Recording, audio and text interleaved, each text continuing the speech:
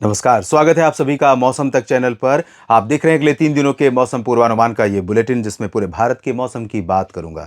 दोस्तों, लगातार आपका जुड़ाव, लगातार मेरे साथ इंटरेक्शन, जो भी आप अपनी प्रतिक्रियाएं देते हैं कमेंट सेक्शन में, चाहे वो मौसम की जानकारी हो या इस वीडियो के बारे में आपकी राय, वो मेरे लिए बहुत महत्वपूर्ण होती है। इसके लिए मैं आपका दिल से धन्यवाद कहना चाहता हूँ और इसी तरह से लगातार बने रहिए। और सबसे पहले आग्रह करूंगा कि अगर आपने चैनल को सब्सक्राइब नहीं किया है तो ज़रूर कर लीजिए, और अगर किया है और वीडियो देखते हैं तो कमेंट सेक्शन में अपनी बात इसी तरह से लिखते रहिए और साथ में वीडियो को शेयर करते रहिए। दोस्तों, भारत के ऊपर प्रत्यक्ष रूप से इस समय कोई मौसमी सिस्टम नहीं है और ना ही उसका कोई प्रभाव है। दक्षिण भारत में नॉर्थ ईस्ट मानसून का समय चल रहा है, जो शुरू होता है लगभग 20 अक्टूबर से, जब दक्षिण पश्चिम मानसून पूरे भारत से वापस लौट जाता है।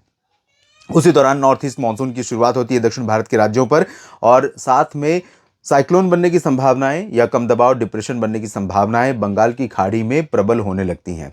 और कई बार आपने देखा है इस सीजन में तूफान आते हैं और नुकसान पहुंचता है। तो एक के बाद एक मौसमी सिस्टम बन रहे हैं, लेकिन कोई ज्यादा प्रभाव भी फिलहाल भारत के ऊपर पड़ने वाला इन सिस्टमों का नहीं है। ये एक बड़ी राहत की खबर है देश भर के किसानों के लिए, ज्यादातर राज्यों में। भारत के ठीक पीछे दो ट्रॉपिकल स्टॉर्म, दो स्ट्रॉन्ग स्टॉर्म जो है बने हुए हैं, तूफान बने हुए हैं, और दोनों तूफानों का जो खतरा है वो भारत नहीं बल्कि वियतनाम, कंबोडिया और उसके बाद चाइना है। फिलीपींस पर भी प्रभाव पड़ा है। तो कई जगहों पर बहुत तबाही मचाई है इन तूफानों ने और आगे आने वाले दिनों में मचाएंगे।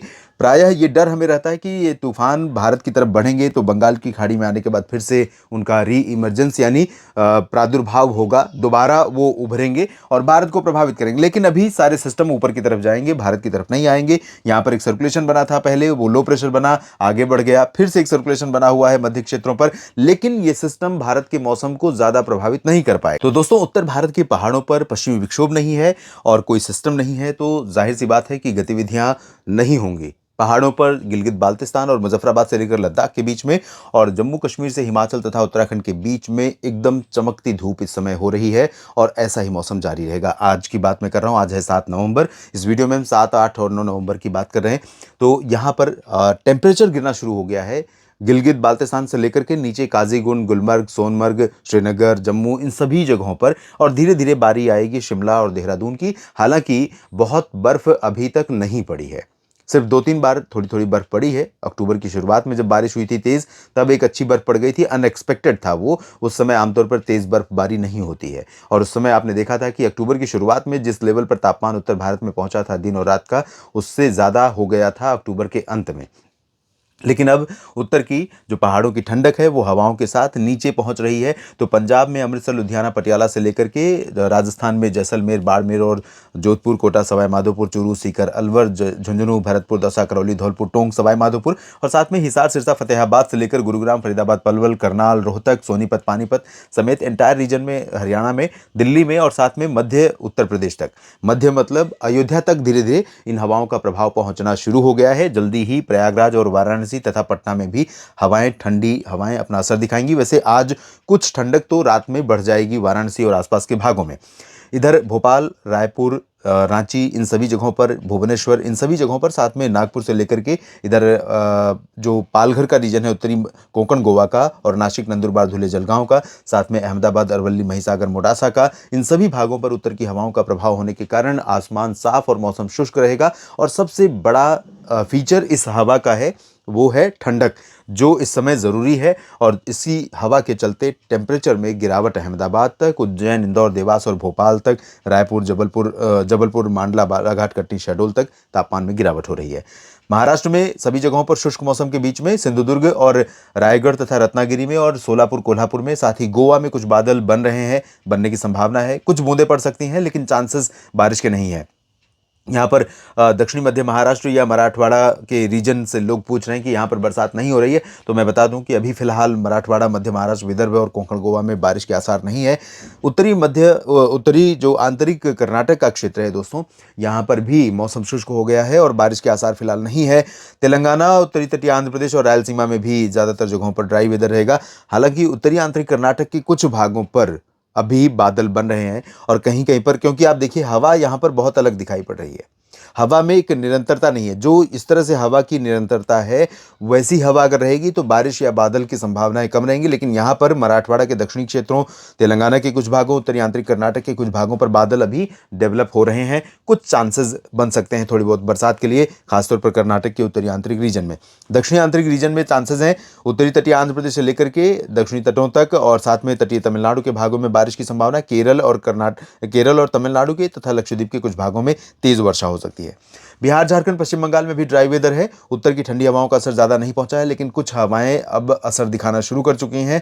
जल्दी ही यहाँ पर भी तापमान गिरेगा। पूर्वोत्तर राज्यों में थोड़ी बहुत बरसात, थोड़े बहुत बादलों की संभावना यहाँ पर नजर आ रही है। अब बात करते हैं किस तरह का मौसम 8 नवंबर को रहने वाला है। दोस्तों, 8 नवंबर को भी बारिश की संभावनाएं दूर दूर तक नहीं नजर आ रही हैं। पूर्वोत्तर भारत के कुछ एक जगहों पर, त्रिपुरा और मिजोरम में, और दक्षिण भारत में केरल, तमिलनाडु तथा आंध्र प्रदेश के कुछ तटवर्ती रीजन पर थोड़ी बहुत उम्मीदें हैं। लक्षद्वीप में जरूर बारिश की गतिविधियां थोड़ी बढ़ सकती हैं, क्योंकि जो यहाँ पर सर्कुलेशन है उसके प्रभाव से हवा का थ्रो यहाँ पर जाने के बाद वापस मुड़ रहा है, तो हवा निरंतर आगे नहीं बढ़ रही है, यहाँ से टर्न ले रही है। और जहाँ भी हवा को कोई रोकने वाला सिस्टम या कोई परिस्थिति बन जाती है, वहीं पर हवा ऊपर की तरफ उठने लगती है और क्लाउड फॉर्मेशन होने लगता है। तो यहाँ पर क्लाउड फॉर्मेशन हो रहा है। केरल और दक्षिणी तमिलनाडु से लेकर के लक्षद्वीप के बीच में बरसात हो सकती है।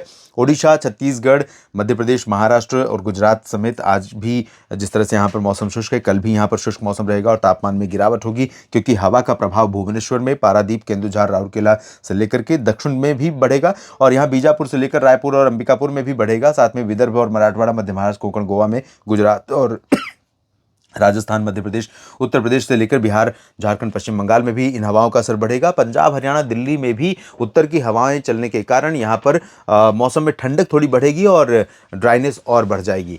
उत्तर के पर्वतीय क्षेत्रों पर भी बारिश की संभावना फिलहाल नहीं है कल 8 नवंबर को, और 9 नवंबर को भी परिस्थितियां कुछ उसी तरह की रहने वाली हैं। लेकिन यहाँ पर बंगाल की खाड़ी में जो आज बना सिस्टम है वो थोड़ा थोड़ा इंटेंसीफाई हो रहा है, और ये इसका जो इंटेंसिफिकेशन है वो तमिलनाडु और केरल तथा कर्नाटक और आंध्र प्रदेश के कुछ भागों और पुदुचेरी को, यानी इस रीजन को प्रभावित करेगा आने वाले समय में। अभी भी कर रहा है और आने वाले समय में भी करेगा। और कुछ हवा मुंबई से लेकर विशाखापट्टनम के बीच बदल रही है, तो कुछ क्लाउडिंग यहाँ पर आपको 9 नवंबर को दिखाई पड़ सकती है मुंबई और पुणे के नीचे, और लातूर, बीड, जालना, हिंगोली तथा रायचूर, गुलबर्गा, गडक के नीचे के हिस्सों में। तेलंगाना और उत्तरी तटीय आंध्र प्रदेश, रायलसीमा, उत्तरी आंतरिक कर्नाटक के कुछ भागों पर इस तरह के बादल दिख सकते हैं, लेकिन बारिश की कोई संभावना नहीं है। झारखंड और बिहार के पश्चिमी क्षेत्र, गंगेय पश्चिम बंगाल के कुछ हिस्से, उत्तर प्रदेश का पूरा रीजन, मध्य प्रदेश, गुजरात और राजस्थान, पंजाब, हरियाणा, दिल्ली, इन सभी भागों पर उत्तर की हवाओं का असर ज़्यादातर जगहों पर रहेगा। और ठंडी हवाएं, शुष्क हवाएं मौसम को इसी तरह से क्लियर और ड्राई रखेंगी, और मौसम में ठंडक बढ़ेगी, मिनिमम टेम्परेचर गिरेगा, धूप तेज दिखाई पड़ेगी, रात में चांदनी अच्छी दिखाई पड़ेगी, ओस की बूंदें पड़ेंगी। तो दिन में जो धूप हो रही है उससे कटाई और मड़ाई का काम बहुत आसानी से आप कर पाएंगे, और रात में जो आसमान साफ हो रहा है उसके चलते ओस की बूंदें काफ़ी अच्छी पड़ेंगी। इसके कारण जो बुआई का समय है, बुआई के समय में जिस तरह के ऑप्टिमम अनुकूल मौसम की आवश्यकता होती है, वैसा मौसम आपको दिखाई पड़ेगा। पर्वतीय क्षेत्रों पर भी अभी कोई बर्फबारी नहीं होगी, तो पहाड़ों पर अगर आप जाना चाहते हैं बर्फबारी का नज़ारा लेने के लिए, तो अभी आपको प्रतीक्षा करनी पड़ेगी। आपको अपडेट करते रहेंगे अगले वीडियो के माध्यम से। और यहाँ पूर्वोत्तर में भी फिलहाल ड्राई वेदर है। इस वीडियो में अभी इतना ही। अगले वीडियोज़ में ज़रूर चर्चा करूंगा कि जो पीछे से साइक्लोन आ रहे हैं, ट्रॉपिकल स्टॉर्म है, बने हुए हैं और कई एशियाई देशों को प्रभावित कर रहे हैं बड़े पैमाने पर, उनका भारत के मौसम पर क्या कुछ असर हो सकता है आने वाले दिनों में। क्या कुछ जो अभी ट्रेंड दिखाई पड़ रहा है, जो अभी ट्रैक दिखाई पड़ रहा है, उसमें कुछ बदलाव हो सकता है, इसके बारे में बात करेंगे। मेरे साथ लगातार बने रहिएगा। आप सभी मित्रों का ये वीडियो देखने के लिए बहुत बहुत धन्यवाद।